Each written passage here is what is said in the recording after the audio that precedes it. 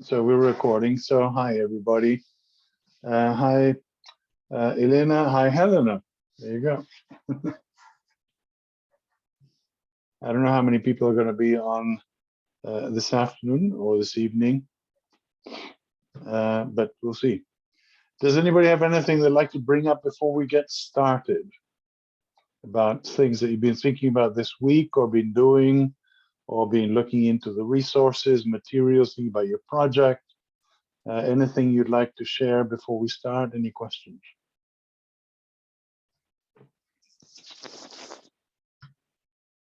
Oh, well, okay.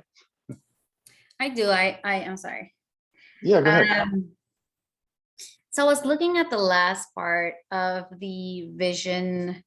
Can't remember what let me look into it real quick. Is an exercise? Yes, the vision setting, right? The exercise that we did. And then that last part, I know we had the suggestion on the 21 days, it takes to form a habit. And so, Sure. But at the same time, I came to this conclusion that the things that I had mentioned are things that you constantly keep working on. Yes, they are habits, but at the same time, it's something that you have to continuously be conscious of or aware of. And then, so I quite frankly, I wasn't really sure what to put down there in terms of time.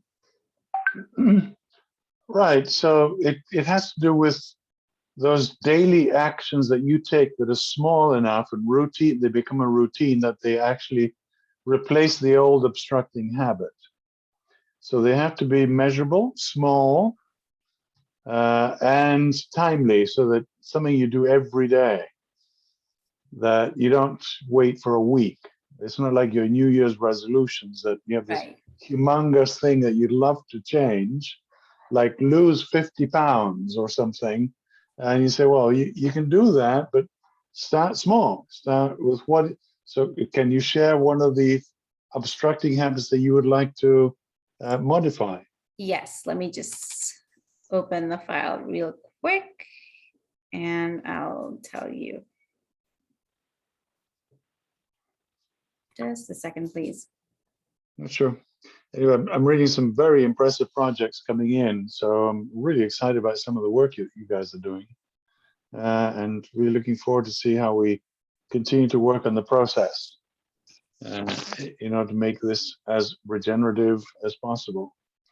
Go ahead, Elena. Have you got it yet? Yes, I am. So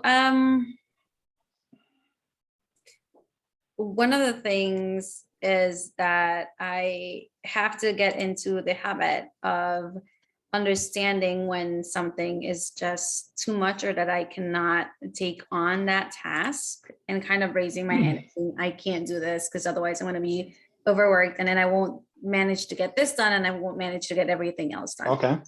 So I feel like that's something that you just have to consciously do daily, to say, I have to know when to say no.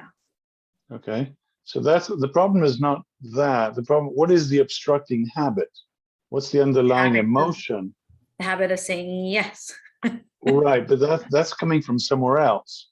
What is driving that type of response? Why are you saying yes? What is going on underneath that pushes you in the direction of saying yes rather than finding a way to say no? That's the obstructing habit, right? Okay. So the saying yes is only the behavior that is the symptom of the bad habit. It's not the habit in itself. I understand what you're saying. Right? So there's something there where if you look at yourself as a pizza and you've already got all your 8 slices are out and somebody comes and asks for more, he says, oh, yes. And then you got to start a whole new batch of pizza, but you got nothing left.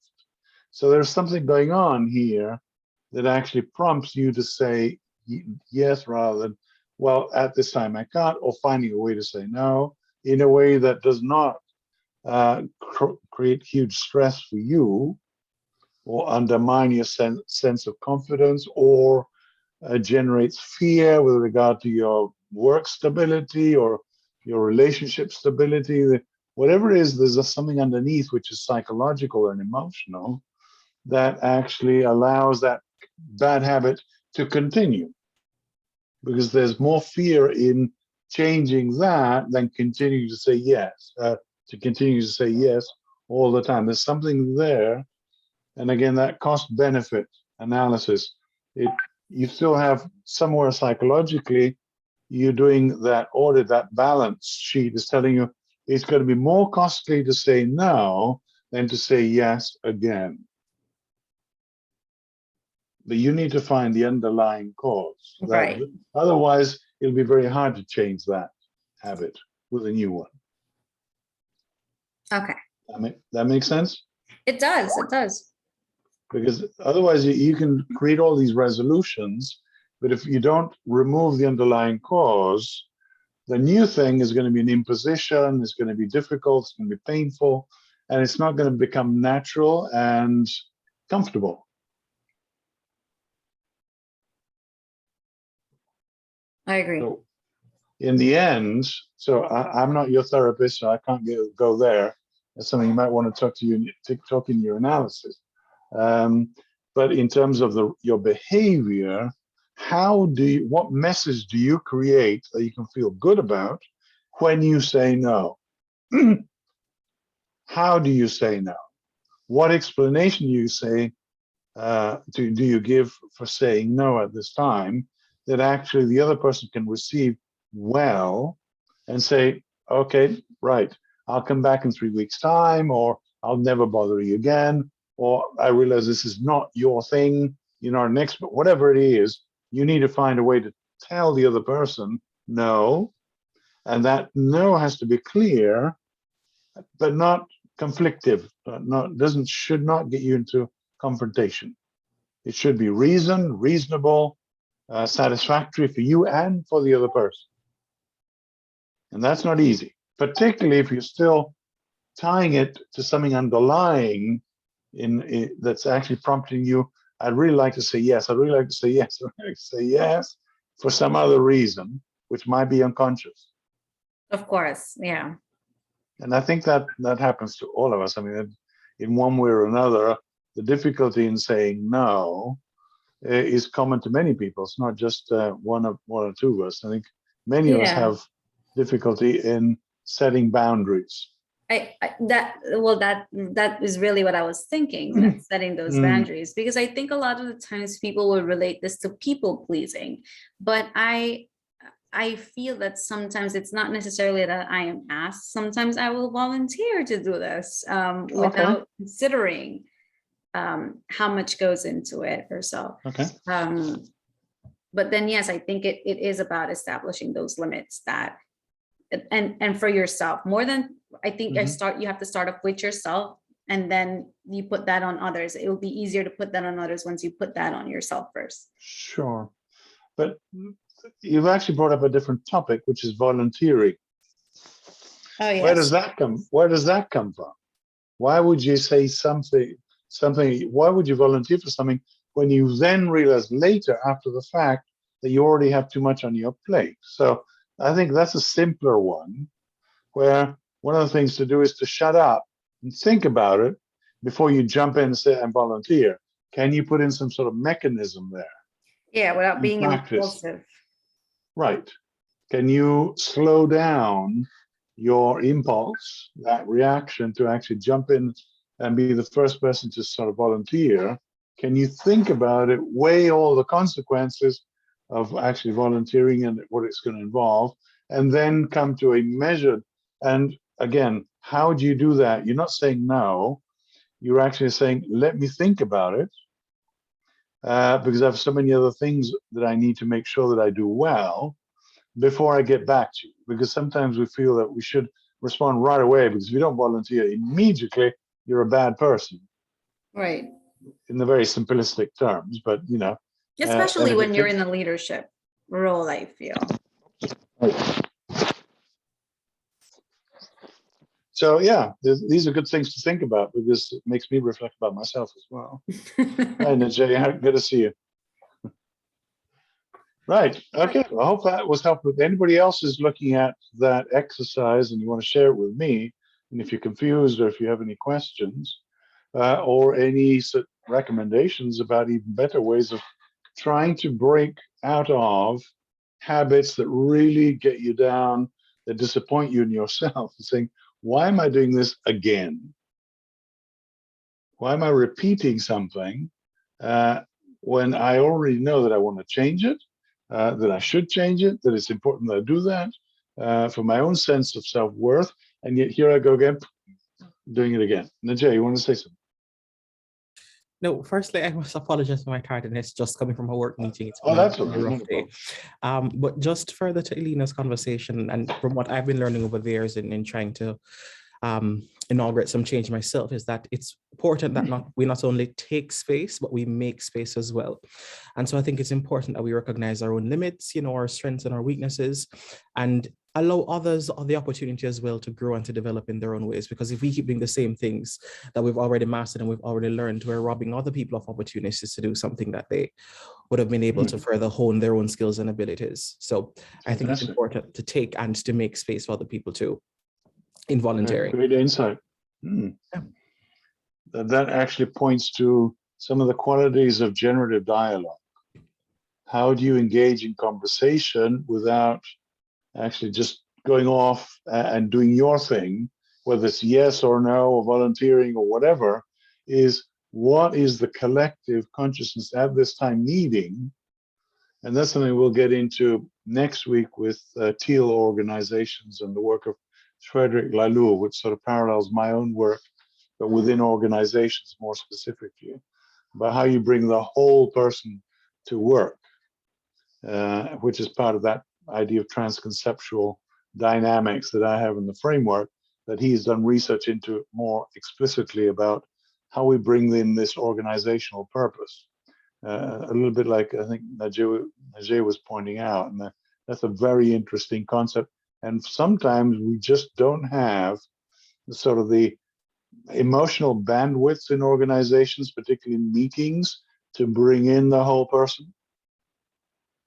That we keep everything at that rational level.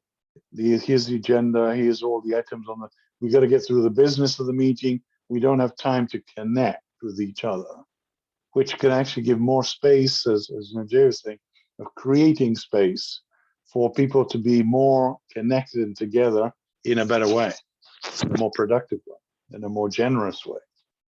Anyway, so anybody else? Are we talking about our project ideas? We're going to be talking about project ideas, and I wanted to preface that with saying, yes, you do. Some of you've asked, do I have to use the regenerative leadership framework? Now, my answer, of course, is no. You don't have to. I'd love to see it in there, but since we're going through today, we're going through other frameworks. What I want you to do is to pull from whatever we're going through now and add to what you already know and build your model and your process, your design. Again, if you're talking about your ideas about what you want to do, again, that for me should take the shortest time possible. What we want to talk about is how you will do what you're going to do and how you want to do it. What is the process, the leadership, the actual coming together with other people in order to generate that collective purpose, and how you can make that happen. Everything else that you want to do, that's fine, and that's of course your choice. So that was the notion this week of other frameworks. And next we're going to get into finally adaptive leadership and teal organizations, or reinventing organizations. We're going to look at things from a slightly different perspective. So new frameworks, new lenses, and hopefully all of these will add to your particular model and help you build it. But no, you do not need to use anything of this absolutely at face value, if that makes sense for you, Najee. Yeah, all right. So, and I see Helen has let the cat out of the bag. So, right. Any questions about what we went through, what you are actually going through to this week in terms of new frameworks or other frameworks? I don't know if you've all been able to see the presentation. And again, I don't want to bore you by going over it again. unless you have any specific questions. But here we're looking at actual frameworks. So let me share my screen. That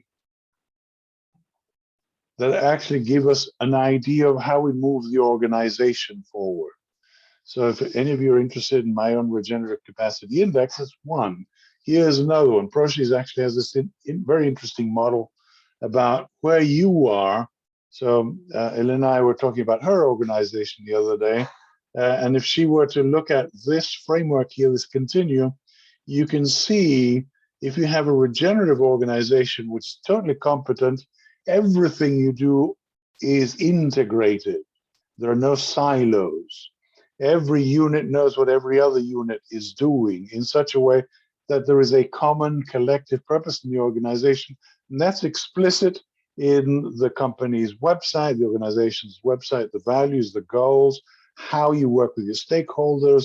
All of that is integrated into this one cohesive collective consciousness, which is being manifested through what we call the intellectual infrastructure of the organization, and in every behavior, every skill, every team, everything we do, the questions we have, that's up here. Unfortunately, these are very much in the minority.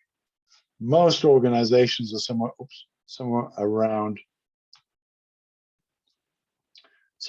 here, where they have isolated projects or multiple projects going on that don't really speak to each other. People don't speak the same language.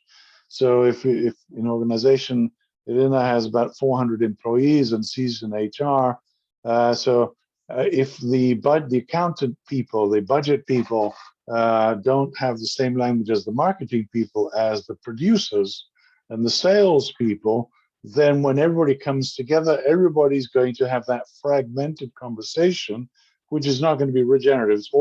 Everybody's actually pulling for their own agenda. And that is where dialogue, of course, breaks down and we get into confrontation, which is what we see later on here in the 4 fields of conversation.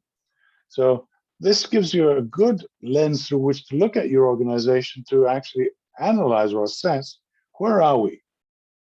So I don't know, Leila, what would you say that your organization is? Because you're pretty far along. You've really evolved, I think, in the work that you do. And you might find that you are actually quite high in this maturity continuum, which is obviously very gratifying.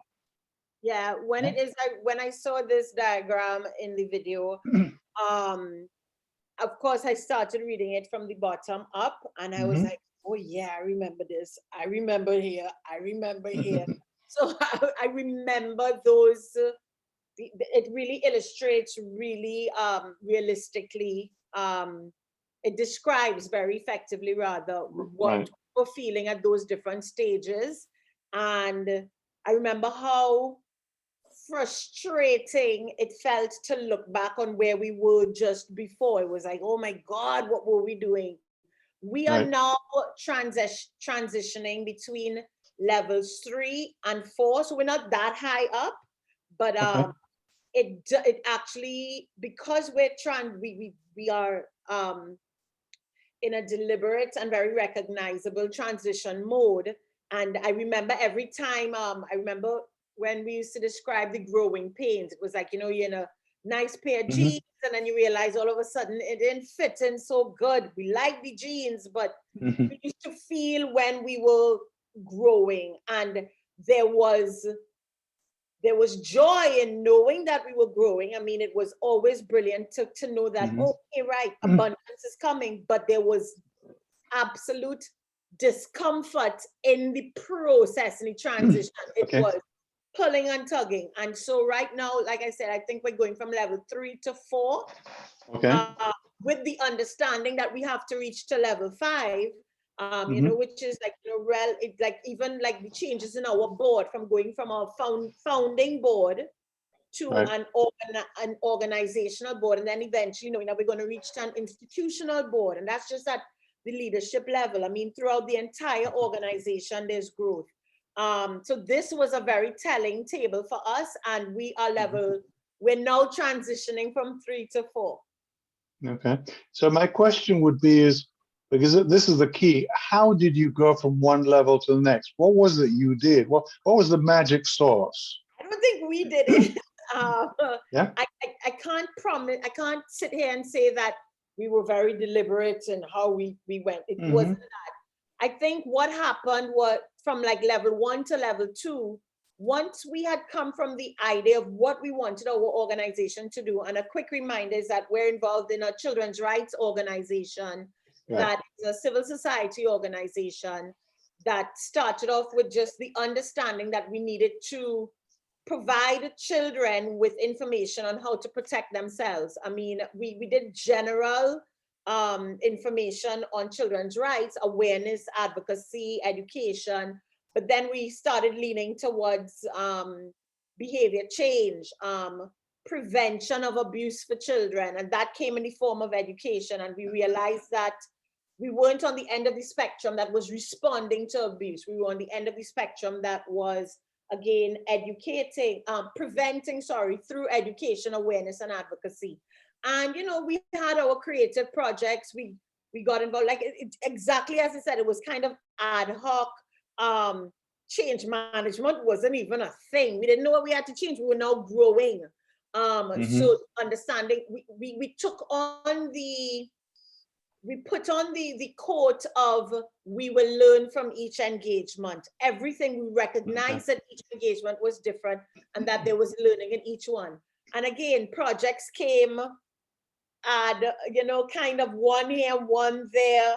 And then because we gained momentum, because we actually did have some validity to what we were doing, and we were seeing change in the short and medium term. I couldn't speak to long term way back then. This is 12 years ago, y'all.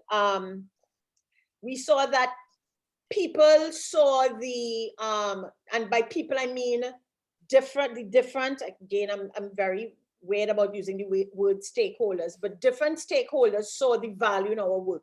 Children, their families, the community, we got feedback, and then the funders started to see it. So whereas we may have started off with $1,000 for a project, it then grew to 5,000. So I think the money was an indicator as well. Absolutely. How much people were willing to trust us with, and it grew from $5,000 to $10,000. And then when we got, I think I remember like our first project that was around $50,000, and the funding agency, which was UNICEF at the time, then came the reporting requirements, and then we realized, oh my God, this is taking us out of field work that we were so excited to do, and we had to get a lot more structured in terms of your financials, your reporting, so that was, you know, you kept feeling that growth, and then it meant that you had to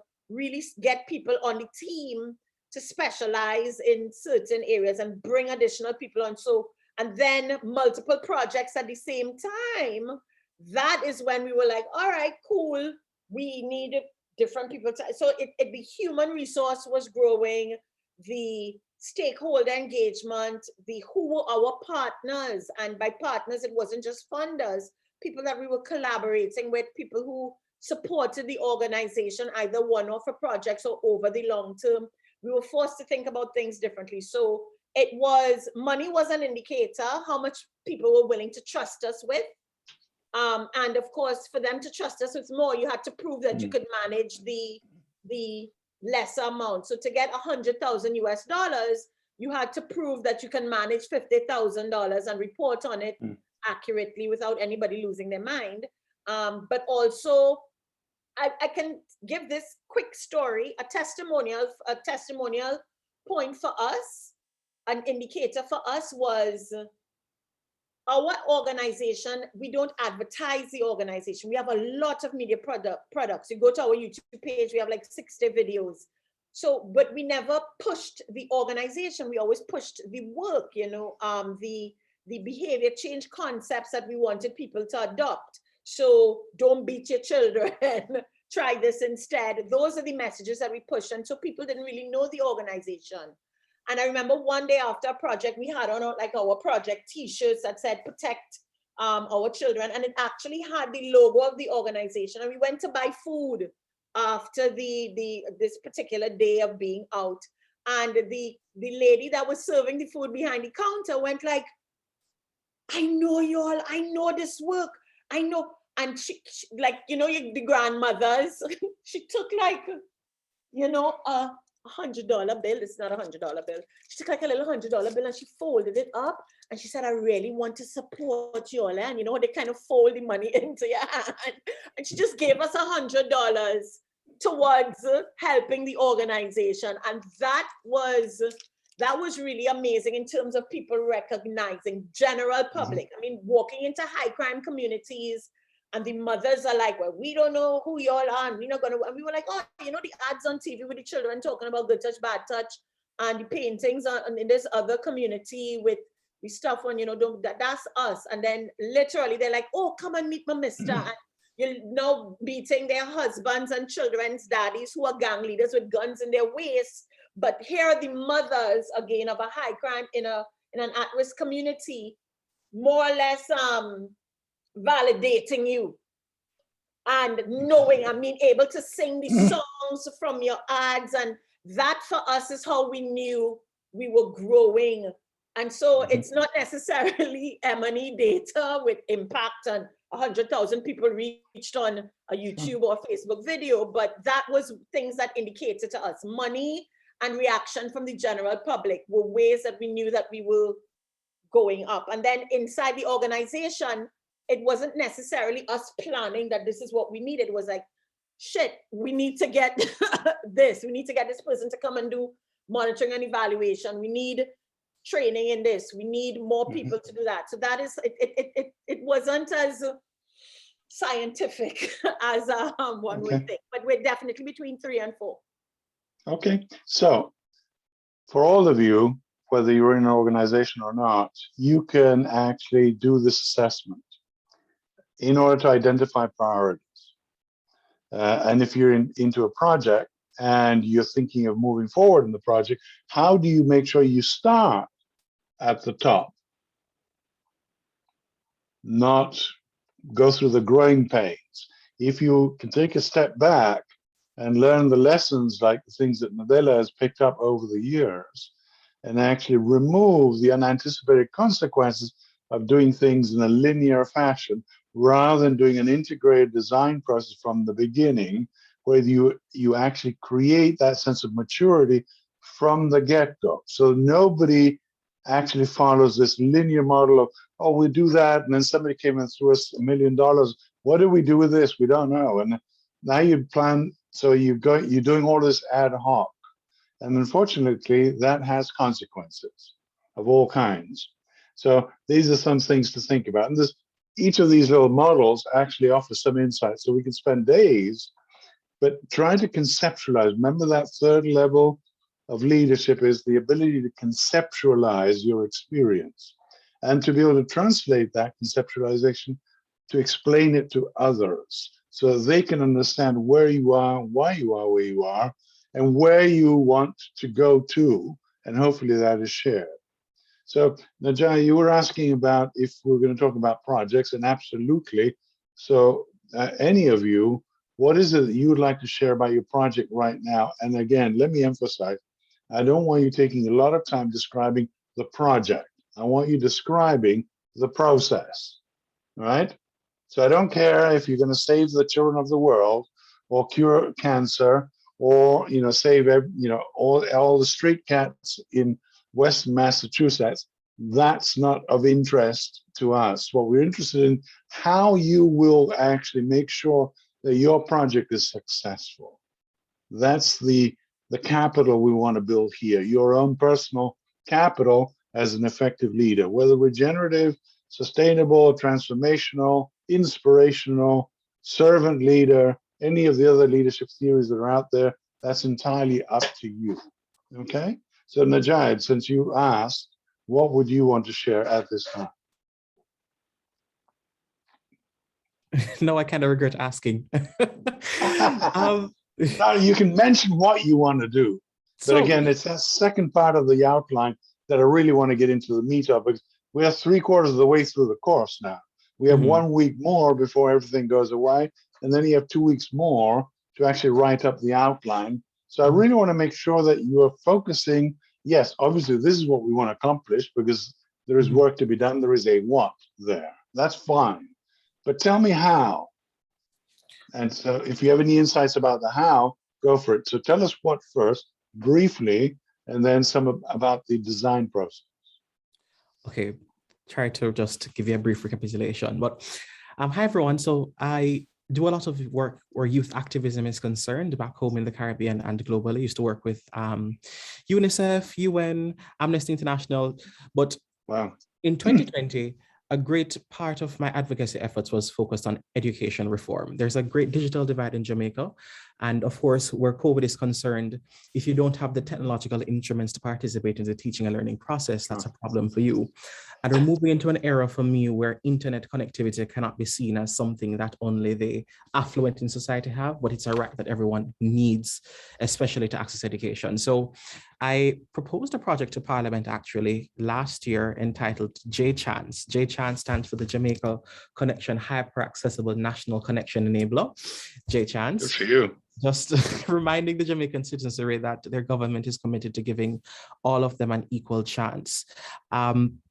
So regarding the how, what I had wanted to do really is that we're going to deal with the leasing of current internet service provider and amenities across Jamaica. We have something called the Office of Utility Regulation. We also have the Ministry of Science, Energy and Technology that we also want to work in, as well as some private sector collaboration. We want to really have these amenities that the ISPs have being operated by our municipal networks. And, in doing so, there will be no incentive to profit. So they'll be priced fairly. And the residents will have access to this high-speed internet at a lower cost. And this is already something that's being done in, of course, on the different circumstances, but some akin projects are being conducted in the Netherlands, Tanzania, Singapore, and across the US. So that's really what I have in mind in terms of how we're going to go about it. The consultation and the guidance, consultation of the Office of Utility Regulation, guidance of the Ministry of Science, Energy and Technology. Also be working with the Ministry of Education, Youth and Information, and some private sector collaboration on trying to get J-Chance off the floor. Okay, so how? What are you going to do in terms of this informal organization for the moment? What are you going to formalize something? Are you going to create some sort of sub-organization within yours, a new organization? Are you not going to create them? So how do you see this evolving over time? So we have something in Jamaica called the Youth Parliament. So we have some youth parliamentarians who already are in the space. So the idea was to use some of those existing youth parliamentarians within the ministries of education's youth and adolescents policy division. So we have the YUPD, we have the youth parliamentarians, and we use that as opposed to reinventing the wheel and creating something else that already exists. Sure. So we're using the youth parliamentarians to kind of drive this initiative with the stakeholders that we mentioned earlier. And do you feel that that there's no other agenda? Can you actually bring a sense of purity to your project that won't actually spark some hidden interests in any of these other groups? I can speak to the national networks. I don't believe the government has any other intention, but perhaps where the private sector involvement is concerned and having civil society also having a say, maybe we can kind of try to buffer some more private and possibly even nefarious objectives. But I don't think the government will be a problem. It's just the private sector and trying to encourage these internet service providers to lease us these amenities that they have, because instead of creating it, we're just having them give it to us, essentially. Right. So maybe in doing so, they will spark some kind of, or to spur these other interests and try to probably extort us. But we're hoping for the best and preparing for the worst. Right. Well, this is part of what happens when you get into these kinds of large collaborations. We've done this in Florida with the public school districts, working on the digital divide. to actually provide the public school districts with broadband access in vulnerable communities Mhm. so that everybody has access. And obviously with the pandemic, there's a huge funding source from the state to provide laptops to every child in school. And then the broadband access was a partnership with AT&T or or Comcast, the two big conglomerates here in the US, to provide very low cost broadband access to Wi-Fi and internet in the homes. Not accompanied with enough education for the families who don't know enough about technology. So there's all these different layers of complexity of surrounding. Yeah, you can give people hardware, but they don't know how to use it, then it's not helpful. So, and the other thing, actually part of my doctoral program, and I'm talking of 2006, we worked with the public school district, which is one of the largest in the country in Florida, with the superintendent. He wanted to remove textbooks from schools, from the public schools. So we actually did the research about how do you replace the textbook with digital learning environments. That's a whole study we did. The first problem we had is teachers wanted to have nothing to do with removing their textbooks because the curriculum was textbook driven. So they didn't want to lose their textbooks. They didn't want to go online and learn how to do curriculum and lesson planning all virtually or in the cloud. They wanted to keep their lovely textbooks that went chapter by chapter with all the reading comprehension exercises and tests that actually gave them a lot more ease and allowed them to be lazy year after year after year. So mindset shifting is critical in this, about how do you do that? So that you want your companies will have self-interest, but it might not be about money. It could be about better branding. So if you work with whatever a communications company in Jamaica, very keen on having a good, sense of prestige or recognition in the community, how better than to associate themselves with a project like yours? So there are self-interests that are absolutely legitimate for the for-profit sector. Any politician will want to be able to continue in power. So if this is going to get them votes, they're going to be willing to come to the table. So you need to learn the conversation with, and you probably have a lot of experience in this. From your experience, you're probably very familiar with all of this, the different dimensions of the process, which brings me to this. So here, the same as the maturity, the organizational maturity continuum, you have this level of public participation. And how do you do that? And so here you go. This is actually the other way around. So this is the most basic level of public or political participation, which is to inform the public. Well, we're going to throw all this broadband out there. We're going to give all these people computers and Wi-Fi access, and you tell people. At the end, the other end of the continuum is to get the people who will be the recipients themselves of these resources to actually make the decision as to whether they want this or not and how. And that is deep multiple stakeholder engagement. How do you get people who don't know enough about technology or internet or Wi-Fi, how do you get them to help you make the best decision for them? Quite often we make decisions in isolation from the people we're pretending to serve, because it's a wonderful idea. And in our ivory tower, we can create all these plans, which then when they don't work, you say, what happened? Well, what we didn't realize with that project with the textbooks was the first person, the most important person in that project were the teachers. And they wanted, 70% of them wanted to have nothing to do with the project. So again, who are the people who will be your gatekeepers is very important. So going through that continuum is one interesting way of looking at how are you going to gain multiple stakeholder engagement or not? And is there a political will to give power to the people to decide? Why are you going to be making all the decisions yourselves? and then dealing with the unanticipated consequences, which brings up this whole continuum about dialogue and what kind of conversations we engage in. So if you went through this, I'll just do this very briefly. Otto Scharmer actually gives us these 4 fields of conversation where we either repeat the way we've been doing things before and repeating the way we used to do things and fragmenting, or we can think of these emerging futures as we see in the regenerative leadership framework.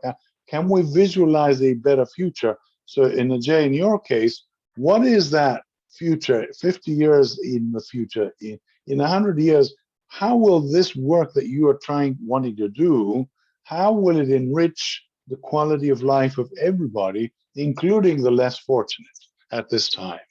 So is there a visioning process you could go through where you consider the primacy of the whole rather than the parts?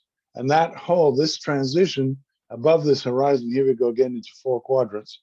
Remember when we get into dialogue for the first time, is this familiar to you? This idea of we're polite and tactful, we get to know each other, nobody confronts, nobody brings out the agenda, nobody comes into a meeting with guns blazing when the people we don't know. However, as soon as we begin to talking the agenda and people's interests get affected, we start having this happen. And in democracies where we have very adversarial politics, it's very hard to get beyond this because you have to defend a position. You have to defend yourself. You have to defend your constituents, no longer your stakeholders. You got to defend those people who voted for you for a particular reason. Business will defend its position. A nonprofit will defend its mission and may not engage in dialogue. All of this is fragmentation. So if you're familiar with this sense of fragmentation, it is because we've not been able to get beyond the ego, the selfish self-interest that cannot see the other side. So once we get beyond this and we get into, and again, one of you was actually asking about using appreciative inquiry. That was Vivian for her project. Absolutely, and we've got a bit of a sketch here on appreciative inquiry rather than SWOT analysis. You're familiar with SWOT analysis? Where we looked at strengths, weaknesses, opportunities, and threats. That's out. That is obsolete because that is part of the problem-solving model, where we focus on problems, which are part of the fragmentation. How do we see the whole? We can't see the whole until we appreciate who we are, where we are, and what we do. And we'll get to that. But inquiry allows me to say, that was an interesting idea, Najib. Tell me more. So how do you get the politician or the business person to say, tell me more? So you need to be very wise about how you approach each of these people. And from your background, you probably learned a lot of the skill of how to do that. That's the process. So my question to you is, how do you not only get into the place where everybody listens to each other, but can we actually go beyond that and actually redesign or reinvent everything that we do? Can we at least be willing to have that conversation? And that is really challenging, where we have nothing to offer other than ourselves. Because many of us will actually bring out our resumes. Oh yeah, well, I've done this for 30 years and I've been in politics and I'm a very important business person. People tend to bring their egos to the table, not their hearts. And if they don't bring their heart, it's very hard to have this kind of conversation or even this kind of conversation. So Najee, you're talking about a project that's rooted in compassion, correct? It's rooted in caring for somebody who is less fortunate than other people, who have every right to have a quality of life that is as good as anybody else's, or to have the access and opportunities to be able to pull themselves out of wherever they are, which is normally in challenging circumstances, and make a good life for themselves. How do you do that if you cannot have a conversation with the people who can help you make this happen, right? So my question to everybody again is, how do you generate this kind of dialogue? So each of you, any thoughts? How do you do it? Or how will you do it? And Nadella has already spoken. So Najee, any ideas? How have you done it before? How have you generated that sense of collective purpose? So first, we'd have an introductory meeting, and we try to kind of gauge what the end goal is for everyone. Everyone comes with their own self-interest. There you go. Well, that's it. That's the process. The generating of the collective purpose of that organization, whether it's real or informal or doesn't exist, this group of people coming together is what makes the change happen. If there is a collective driving purpose that is shared. And it can only be understood if you go through a process of conversation. That make sense? So the focus is on, how do I converse? It's as simple as that. It's a simple question.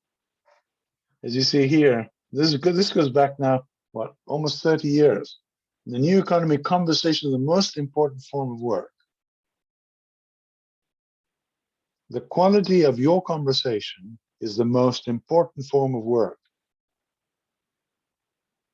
So we think of the end goal, we think of the results, we think of how we're going to measure them, we think of strategic plans. We don't often think enough about the conversation itself, of how we bring people in. So this is what I'd like you to think about. When you describe your leadership process, it's not who's going to be there. Yeah, that's important. It's how do you get them to connect with each other, with all of their being, not just the left side of their brains. And how do you make that happen? How do you make it possible? How do you generate trust? How do you get people to want to participate and suddenly say, okay, I can put my agenda aside long enough to realize that maybe there's something here that's even more important than what I want. How do you do that? And that's a real question. Jay? So what I did in working with these people, Yes. I showed how this future that we're all envisaging benefited us all. Whether it be we have greater publicity, whether it be, for instance, our children being more empowered, whether it be having people who are more keen on having part in these conversations and having a role at the decision-making table, and how this future that we're all seeing in some way, shape, form, or fashion benefits all the stakeholders that are here. And I think that commonality of having this shared vision and this common purpose motivated them to want this as much as we, the instigators, wanted it as well. Great. Well, this is exactly what I want to see in the outline. You see, I want to see that process. How you generate that everybody's self-interest is satisfied, because there's nothing wrong with self-interest. The problem is when it's self-interest that actually does not consider the self-interest of everybody else, which goes back to that quality of the global ethics. And obviously, if we're thinking larger in a project like Helena's, it's, well, and how do we ensure that we're protecting the environment? If you're going to put laptops and Wi-Fi and connections into everybody's home, Najai, you're going to have a huge environmental footprint. You're going to be putting precious metals, toxic chemicals, substances into the hands of people who at some point are going to throw them away. And what are you going to do with that e-waste? E-waste is one of the major challenges of Western civilization. And in the United States, e-waste is not recycled as it should, except for companies like Apple that are beginning to do something about it. A great percentage of e-waste is actually exported to India or to the Far East, where it ends up in dumps where kids go through the dumps, the landfills, and actually extract the precious metals, get affected by all the health impacts of recycling e-waste, and then give this stuff to normally gang members who then exploit them and use this thing to promote other bad things, such as sales and trafficking of drugs, women, children, etc., etc. So there's a whole economic cycle based on technology that is absolutely toxic for the planet and for people. So if you do this without thinking about those consequences, you are complicit in that particular dark side of the business. How do you make sure that that does not come into it? How do you make sure that this does not happen? Can you actually create another organization that takes care of the waste that you will be producing? And that will actually give money, create a source of income for other people who might not be in part of the economic cycle or part of the traditional market. So, and Jamaica, as a fairly small place geographically, will have a limited space to absorb a lot of waste, I'm assuming.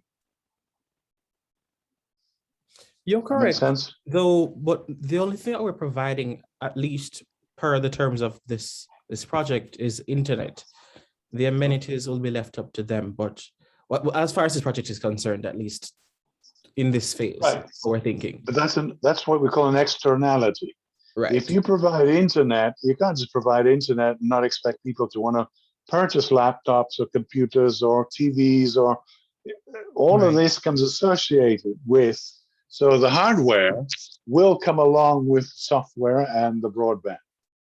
And you will be complicit in, it's great that you're promoting prosperity, but that prosperity will come with an unanticipated consequence unless you put something into that cycle, ways of removing and restoring those products. That makes sense? Yes, and Helena, thank you. You just recorded your suggestion of having an e-waste recycle being a part of the discussion. That definitely would be good. I didn't think about that e-waste externality before, so that's a good idea. Yeah, this is why you want to have everybody at the design table. You see, because if not, this becomes part of that linear model. Oh, broadband, that's it. This is very classic within a non-profit mission-based project, where the only thing important is the mission, and this is what we call the double baseline rather than triple bottom line. So the double bottom line is we take care of the mission and we generate funding. So we look at money and we look at serving our clients or our stakeholders. We don't take care of the natural environment because that's not important. The same is true with environmentalists. They only care about saving the birds, the trees, the bees, and the butterflies. All right, people are not important. If you do that, it's great. However, if you impoverish the quality of people's lives while saving the bees and the trees, then something is out of balance. Can we bring all of these concepts together at the design phase? And that's where we get that integrated process rather than that linear process. And again, this is what I'm asking you to do in the outline of the project. Tell me about everything that you will be doing and how, so that you will be considering the environmental, social, and economic implications of the work that you're doing. Right, somebody else, Natasha or Helena, anything you'd like to share this time that you're thinking about? Well, I'm just thinking about the generative dialogue and the 4 quadrants, and I don't know if it's. Yeah. Go ahead. Obviously, I don't know if you could just start a movie or a meeting or a conversation off with the second one instead of just bypassing the first one by using a little bit of truthfulness and empathy and just forgetting the talking nice part and starting off with a bit of a bang and not so much talking tough or meanly, but exposing your point of view right off the get-go and your truthfulness. I don't know. Depends who's coming to the table and how. If you've done the groundwork and you've actually, if the conversation is going to be with like-minded people, you might be able to get into this kind of dialogue right away. But if you got these sort of very defensive people and you got business and politicians and the municipal authorities all coming to what this woman going to talk about, I'm not sure. It's very unlikely that you're going to avoid going through these. These may be necessary. Okay. Right? It's the thing is, what is bad is when you finish there. That's it. Right. And then we left and we haven't become friends. We haven't shared a purpose. We haven't identified what is it that brings us all together in a shared purpose, right? And you in a blended family, I'm sure that there may be times when you're here, but hopefully you're getting to hear often enough that you make this work, right? Because Yes. it can't always be easy, right?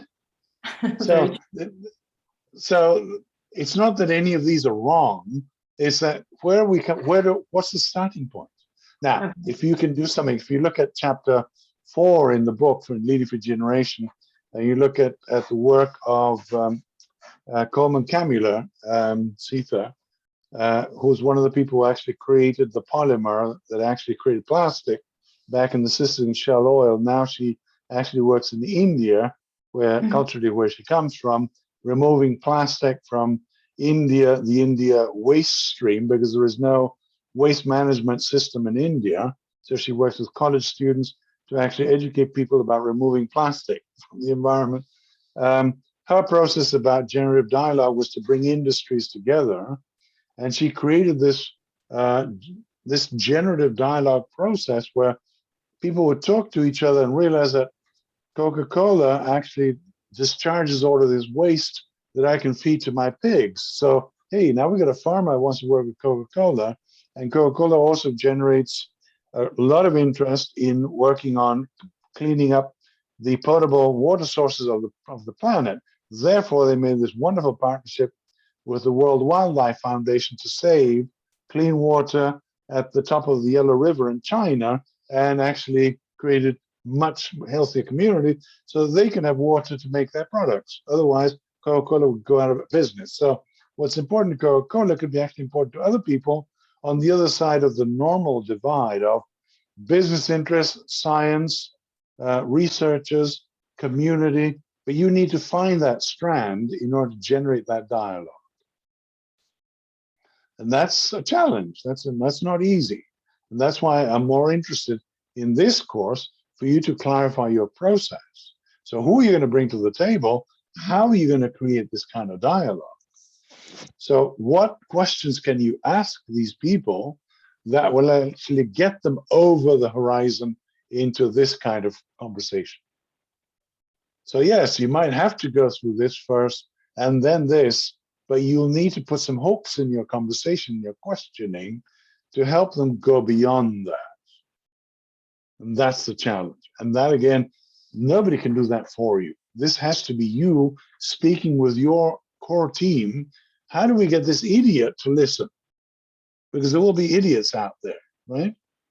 Or people who are so focused on their own thing with profit margin or their mission that they cannot listen to the people who are going to be talking about the birds and the bees and the trees, right?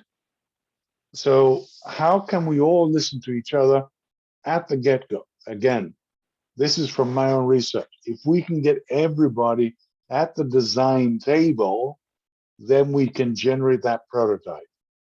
So, Jay, I would suggest don't do it for Jamaica. Do it for that neighborhood for 200 people.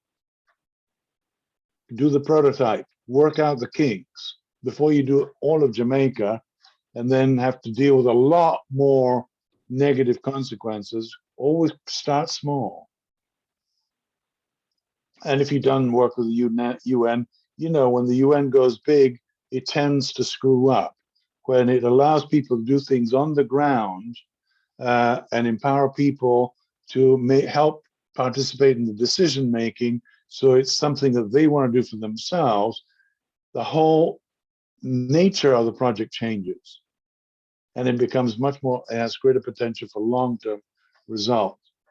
So I don't know if that answers the question, Natasha, but okay.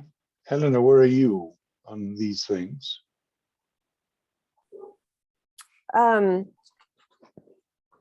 I've been spending time on the land, which is, so my idea is an agroforestry project. Right. Here in Whately. It's right out my backyard, right out my back door. But it's about 150 acres of woodland.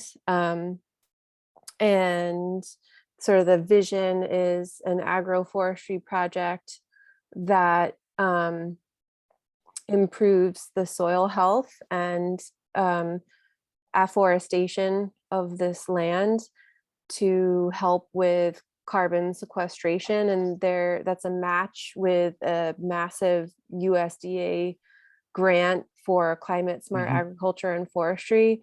And then the two other prongs of the grant are underserved communities participating, and market expansion. So you're building a market for a commodity that is certifiable climate smart through this process. So it's this like three-pronged approach where I'd be looking for partnerships. And I have to clarify my intent, like who am I, what's my organization, start either a nonprofit or a corporation or an LLC, come up with a name, and then reach out to partners who sell commodities to see if they're interested in what kinds of commodities are they interested in selling and developing a market for, who is interested in being on the land with me. Either like it could be youth who are interested in vocational careers in forestry, who come from nearby communities. It's very, very rural where I live. And it's like, it's virtually all white in the town of Whately. So I would be seeking, partners from neighboring communities who would be interested in land access for job skilling and training for young people. And so I think that would be where I would start, would be to find out who my potential project partners are, and then begin this conversation. And then there's a lot to just figure out in the details. Yeah.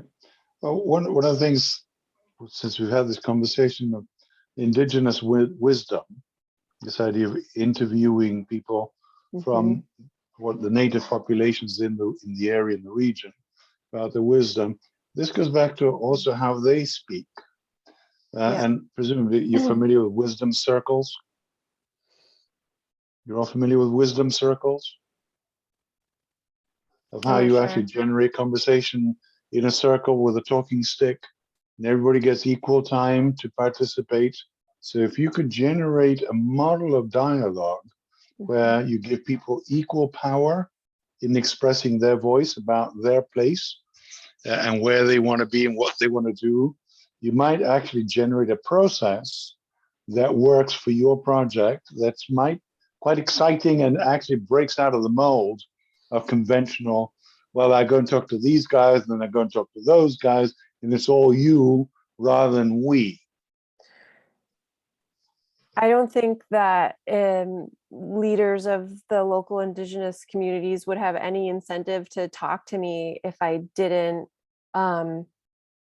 just give them the floor and say, and like to say with respect and with reciprocity, and tell me what that reciprocity would be.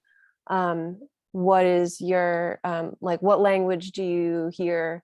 What story do you hear spoken on this land? And what is this land even called? Like, to me, the land is called Grass Hill because it was cleared by European settlers for grazing sheep, and was a grass hill, but it's not even grass. It's regenerated into, hardwood northern New England forest. So, what's missing is that indigenous wisdom, and there's like a problem with even the concept of land ownership, and the fact that we draw rectangles on the land and expect people to abide by an invisible rectangle that exists on a map someplace and say, this is even the concept of my land is not something that was part of Indigenous awareness. And so I have to, find a way of walking it back in order to have a conversation with Indigenous leaders if I can find them, and if they would be willing to, participate in a conversation. Hmm.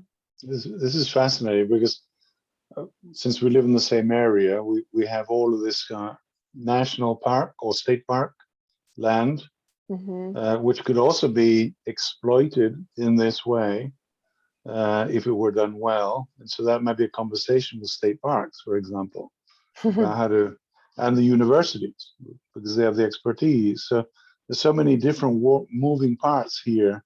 And I don't know what the feeling or what the sense of ownership or the political power, how all of that moves, and how you'd actually be able to generate a conversation that was bigger than getting beyond the plot of land. So private property, the mindset of private property and ownership versus common land. That would be a very interesting conversation to have. So anyway, I don't want to sort of go on, but maybe we can continue this conversation. I'd be very interested to see if I can participate in that work in some way. Oh yeah, that'd be great. Yeah. And maybe start some conversation with some people about this kind of work. But anyway, Elena, where are you on your project? And have you thought, we had a conversation the other day, is this still tied to what you want to accomplish? Yes. So just a little bit of background for the team. I am the HR manager for a company in Costa Rica, and our headcount is roughly about 400 people at the moment. And during the pandemic, we had to relocate all our people to work from home, and we did it in about 3 days. It was, it seemed really positive, and I think at the beginning, everyone was just really excited. But in reality, what we have seen over the last year or so is a huge turnover rate. So we're losing a lot of people. And it's not really what we expected. But then I was talking to John about how when we conduct exit interviews from people that leave the company, they are more open to talk to you, and you kind of just want to be like, why didn't you tell me this before? Like, why didn't we have this conversation before? And it's that trust that you just don't have maybe when you're an employee, because you're afraid of what the consequences may be of saying something. So you get all of that valuable information when they're already out. So I was telling John that I wanted to do something around that topic where it was almost like a non-exit interview before. How do we go about building that rapport to make sure that people will actually tell me what's going on? So I have been working on it. I'm working on speaking as well with someone in the HR field who's the VP of the company. So John, she actually said that she was really thrilled. We're meeting next week just to talk about some of the questions that we want to put out there. So I was waiting a little bit for that moment to send you the official proposal. I can still send you something that I've been working on just to get your thoughts on it. But she actually wanted to expand it for all the company and all US and all of Philippines. Wow. So how many people will that involve? So the Philippines are probably like 1,500 going on 2,000 people. And then the US is like another 800. We're the smallest site. So I was listening to you talk about like a prototype or just doing. So I'm thinking of doing Costa Rica first and then working towards the rest of the organization. And then again, I'm just waiting to see what sort of questions or points we want to talk about when we meet with our people. So I think it's really exciting, and we want to focus it on, of course, employee engagement in the COVID era, because we are working from home. Yep. No, I think this is a very interesting, and I'd love to be a part of that as well. And you might also talk to this supervisor of yours about focus groups. If you can generate enough trust that can help you with how to design and facilitate focus groups, which actually can generate a wealth of other information. So just to think about it. Again, if you'd be available, we're meeting. I already set up the meeting for next week because I want to get the questions out as fast as we can and what we want to accomplish with this. So if you would want to be involved, I could definitely invite you to that meeting. Yeah. Just give me some days and times where you'd have half an hour or an hour to walk to It's talk actually through it. On Tuesday. I'll forward you the invite and see if you're available at that time. If not, we can set up for afterwards too. Sure. But we're really excited about this because although it might not be a new idea and we know that we have to build that rapport with people, I feel that it is really sometimes a struggle to get people to talk to you. So I was looking at that dialogue thing happening there, and I was thinking about how to, when I'm conducting these interviews, how am I going to go about talking about the positives, but then there are going to be a lot of negatives, and directing that conversation in a way where this is all valuable to us. The end goal is that we're all satisfied, because it's really easy to get stuck on that second part where I complain and I nag and I say and and then it's really hard to take certain people out of that area and move them to elsewhere. Well, we can talk about the actual protocol, about the kinds of questions, and see how that works. But anyway, okay. Jean-Marie, do you have anything you'd like to share about your project? Yes, thank you very much. Mine is something that we're trying to scale from the refugee camp where we started in 2019 with 5 people, refugees. Actually, I'm working with StepUp.one, which is a refugee-led social enterprise. It's a response from the 2019 World Economic Forum. One refugee got a chance to go to Davos, and he just challenged the gathering, asked why the money are moving so freely across the world in terms of financial, but in the camps, refugees, they are always stuck. Always they are considered as vulnerable, being helped for free. Why they cannot look for marketable skill where they can train them and they try to hunt, get job for themselves instead of giving maybe this monthly food support. So there were Mohamed Anis. He just took that as a very positive, and they quickly funded StepUp.one, where our mission is to reskill and employ 1 million refugees in one marketable skills over the next 10 years. Wow. Yeah, sure.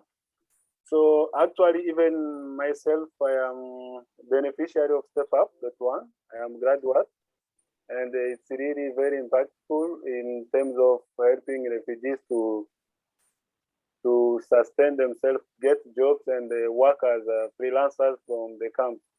Because we've been struggling just to get the job, because it is very difficult.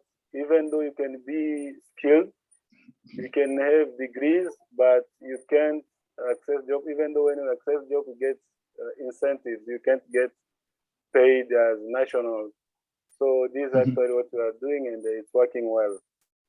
We are now in a different camp, like in Tanzania, Kenya, and Malawi, where we have graduates. We can just train them how to do social media settings and the social media marketing, and in a few days they can be able to work.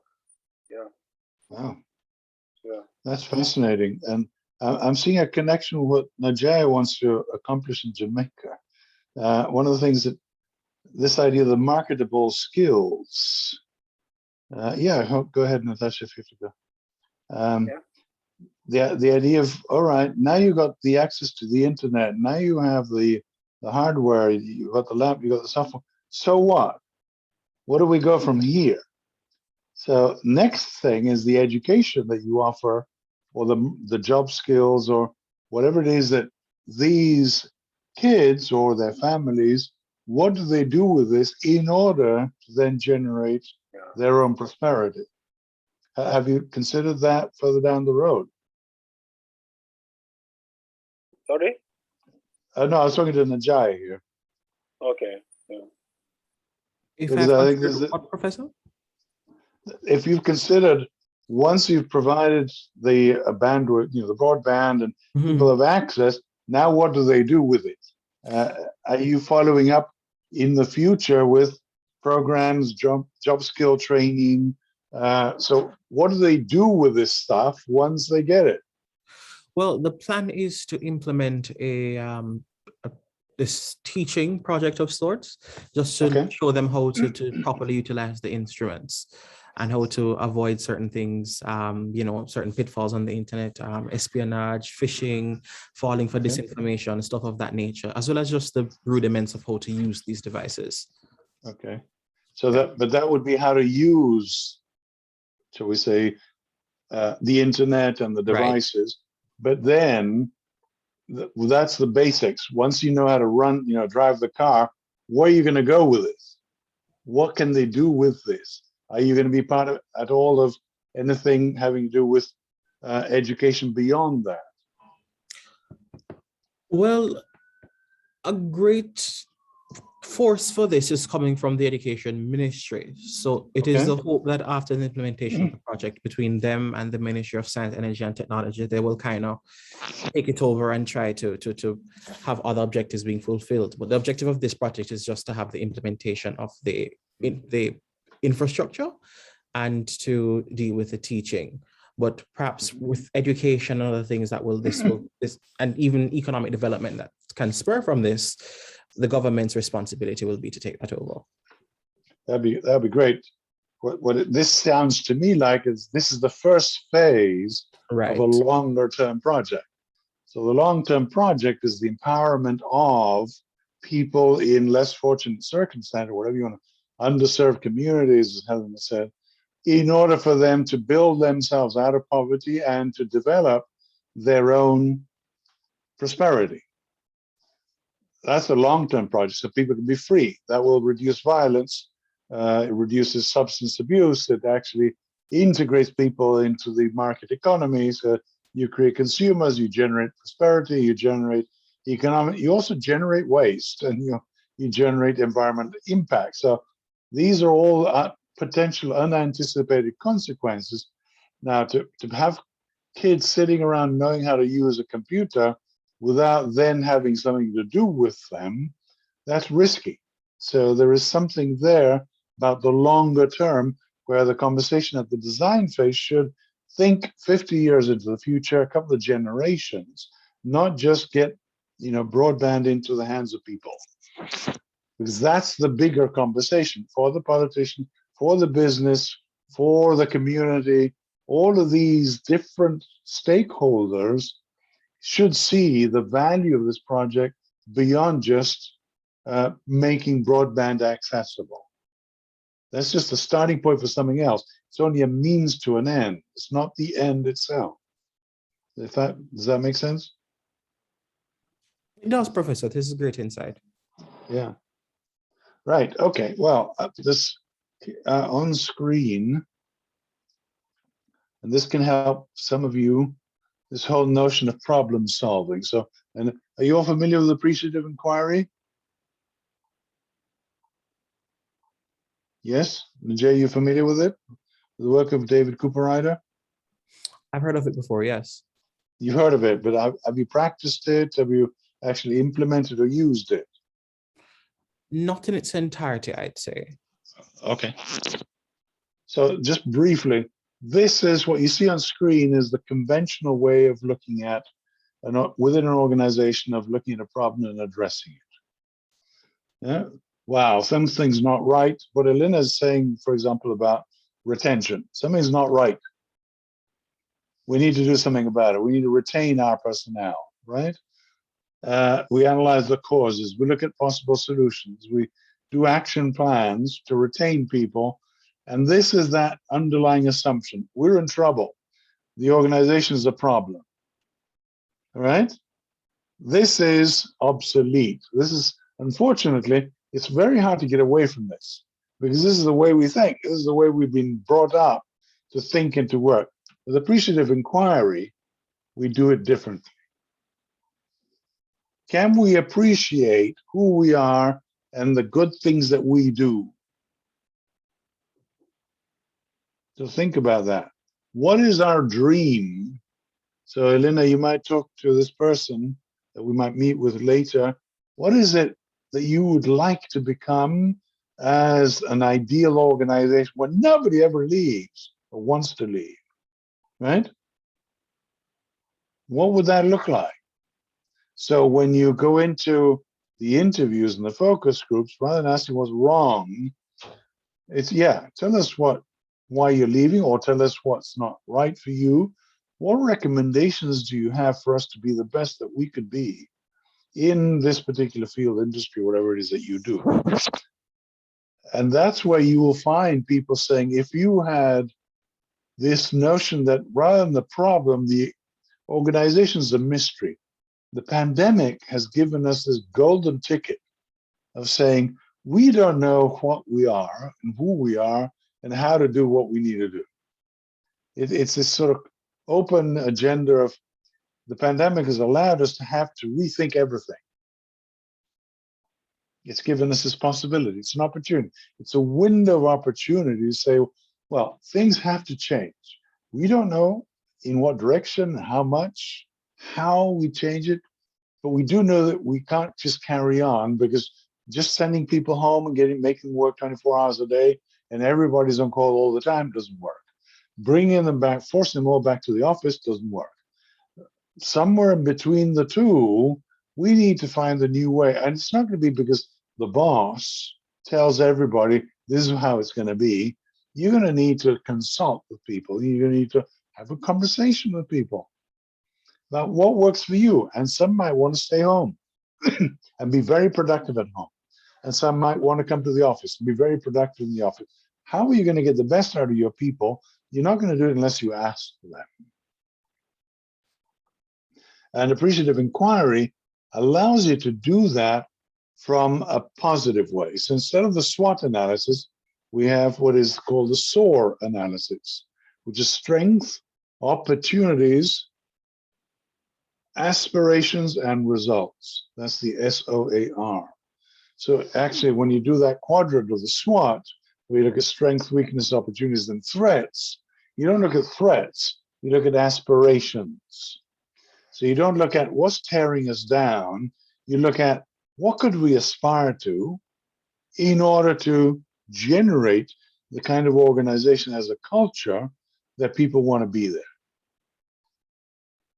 And that, Nadella, might work for you as well. Nadella, I think you already have a very positive culture in your organization. Najaya, that may be true. Well, maybe. But these are things, and John Marie, I don't know how you operate, particularly in a high stress environment like yours. So how do you actually get people to want to sit down and dream of a better place, of a better situation than the one we're in? And how do you get them to come together and have that conversation? Does that make sense? Go ahead, Nadella. So what is interesting about what you just said, our organization does have a positive culture. However, Okay. In just thinking through all of the last slides and whatnot, where we, in terms of the project ideas that I have, not that I'm going into them, the challenge across all that I've been considering are actually external people that we have to deal with that don't share the organizational culture. So interestingly, just to use one example, when you were talking about the SWOT analysis, because we're about to possibly go into strategic planning, You're right. and the persons that will facilitate the strategic planning actually come from an energy sector and corporate background, but have experience working with NGOs and civil society organizations. And I swear to you, I'm like cringing, going like, oh my God, suppose they do a SWOT analysis with us and use that approach. How do I engage them to use something that might be outside of their methodology, or do I recruit a different facilitator? You know, a lot of the times the hard conversations that we've had are with people, again, externally, who come with their own ideas. The same thing about people in dealing with UNICEF, who want numbers. They want to see you've engaged X amount of youth participants. I mean, looking at everything here, it's like, I mean, we get to, as Elena was saying, a lot of the times you get to like point number 2, step number 2, where it's like you're defending positions, and it's like, how do you get to that generative situation? I know for me, one of the solutions that I was trying to figure out was bypass, which is slightly, it felt like cheating, like bypass them and focus on the generative aspect of the conversation with the participants, who I consider to be more important than funders. Teenagers, I mean, one project, who are going to benefit from us. We're working with them on gender-based violence and preventing gender-based violence at the adolescent level. Again, I'm thinking bypass the conversation with the funder, again, cheating, because we have tried to engage them, and in the engagement, they continue to become positional, and it's like, well, we want 60 participants instead of 20. And they're not even asking, they're like literally telling you to do this. And I'm like, well, on paper, and then I know, because I know that I can engage 300 teenagers in the way. So it's still a bit of a thing. For me, the challenge is not within the organization, it's the external people who are in no way, shape, or form trying to get into a generative conversation. So it's like, what you're asking, is like, how do you entice them? I can't think of a funder, or even where we have to interview police officers to give us feedback on how child protection has been working. What, again, Elena was saying, we were told point blank, the officers are not going to give you honest feedback in a focus group. If you're done with the training, then they might give honest. It's kind of like on the other end of the engagement, you get the honest feedback. And it's just, how do you entice people into the generative conversation when they're already coming with all? Some people aren't interested in what should be. So the question here for me would be, do you just work on that should be with the people who are interested, and then try to figure a way to massage the other stakeholders? Yeah, for some it might be a sort of cynical semantic issue, but if you can shift the conversation from, we are in a problem with the police officers and we're looking for dirt, we're looking for problems. So look, we don't know, if you can talk about, we don't know how to address, we need your help to clarify, because this is a mystery. We call it a mystery to be embraced. Let's appreciate this problem as not a problem, but a situation. And some people say, well, you're just trying to sort of sugarcoat it, and I know where you're coming from, and they won't trust you, they won't believe you. But you need to say it often enough for people to begin to realize that you're serious. That if we continue working and narrowing the focus and reducing everything to problems, then what we're looking for is for people to blame, who's responsible, making people accountable, rather than sharing all the information that we have in order to find the best solution or the best way forward. And if people are not willing to share all the information, you're always going to have a partial vision or perspective of the issue. Therefore, your solutions are going to be limited. The same thing happens to funders. Again, there's a problem in your relationship. If you call them funders, they're people who are giving you money and expecting something in return. That's a transaction. That's a problem. Can you get them to the perspective of being your partner, where they share your mission in such a way that they are coming and helping you with the work, or they're giving your program becomes self-supporting because they're your partners. They are as invested in your project as you are. And they're not making you accountable, they're sharing responsibility for the success of the project. That goes more into the Cooperita side of being appreciative together of we are helping each other solve this issue or address this issue.